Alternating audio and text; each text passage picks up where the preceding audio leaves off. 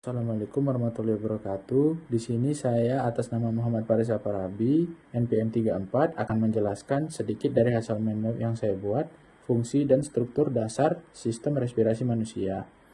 Baik, yang pertama adalah sistem respirasi adalah salah satu sistem organik penting dalam tubuh manusia yang berfungsi untuk mengatur pernafasan, yaitu proses penyimpanan oksigen murni O2 ke dalam darah dan pembuangan karbon dioksida CO2 dari darah. Fungsi utama sistem respirasi adalah untuk memastikan bahwa tubuh mendapat cukup oksigen untuk beroperasi dengan normal. Struktur dasar sistem pernapasan paru-paru di atas ada dua bagian, yaitu paru-paru atas dan paru-paru bawah. Paru-paru atas berfungsi sebagai tempat penghimpun oksigen, sedangkan paru-paru bawah berfungsi sebagai tempat penimbunan karbon dioksida. Paru-paru terbagi menjadi dua bagian, yaitu lobus bagian atas dan lingula bagian bawah. Lobus terbagi menjadi 4 lobus, yaitu lobus superior, lobus inferior, lobus medial, dan lobus lateral. Sistem respirasi paru-paru terdiri atas paru-paru yang berfungsi sebagai tempat penghimpunan oksigen dan pengeluaran karbon dioksida. Paru-paru terbagi menjadi dua bagian, yaitu paru-paru atas dan paru-paru bawah. Paru-paru atas berfungsi sebagai tempat penghimpunan oksigen, sedangkan paru-paru bawah berfungsi sebagai tempat penimbunan karbon dioksida. Dalam proses penyimpangan oksigen, udara masuk ke dalam paru-paru melalui trakea dan kemudian dilewatkan oleh alveoli, yaitu bagian kecil yang terletak di permukaan parenkim paru-paru. Di alveoli, oksigen dari udara difusi ke dalam darah kemudian dikirim ke seluruh tubuh melalui darah. Sementara itu, sistem pernapasan jaringan terdiri dari sumsum tulang, kulit, dan sistem syaraf. Jaringan sumsum tulang berfungsi sebagai tempat berhimpun oksigen dan pembuangan karbon dioksida dari darah.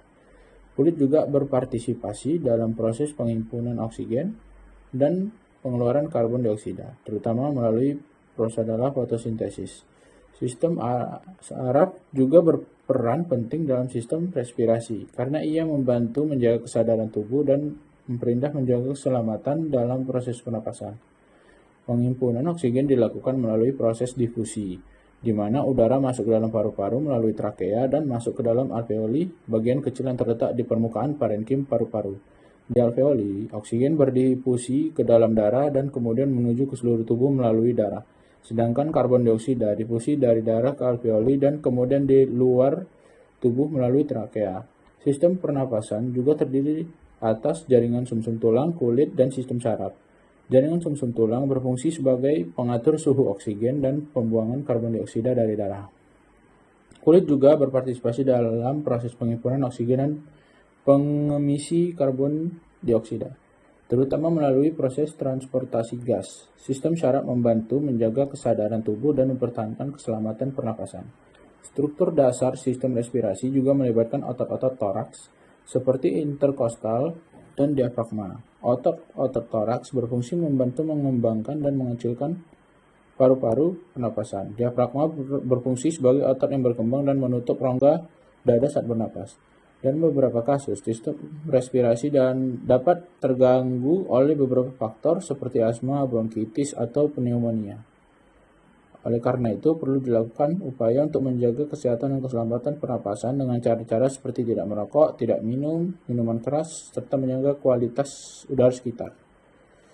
Dalam beberapa kasus, sistem dapat terganggu oleh beberapa faktor seperti asma, bronkitis, dan pneumonia. Oleh karena itu, perlu dilakukan upaya untuk menjaga kesehatan dan keselamatan pernapasan dengan cara-cara seperti tidak merokok, tidak minum keras, serta menjaga kualitas udara sekitar.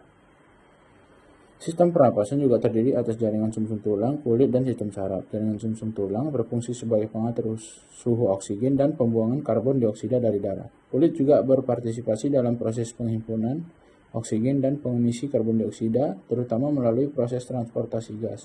Sistem syaraf membantu menjaga kesadaran tubuh dan mempertahankan keselamatan pernapasan. Kesimpulannya, sistem pernapasan adalah salah satu sistem organik yang masuk ke dalam tubuh manusia yang berfungsi untuk mengatur kinerja dan memastikan bahwa tubuh mendapat cukup oksigen dan beraktivitas dengan normal. Oleh karena itu, perlu dilakukan upaya untuk menjaga kesehatan dan keselamatan pernapasan dengan cara-cara yang efektif. Demikian yang dapat saya sampaikan. Saya mohon maaf. Assalamualaikum warahmatullahi wabarakatuh.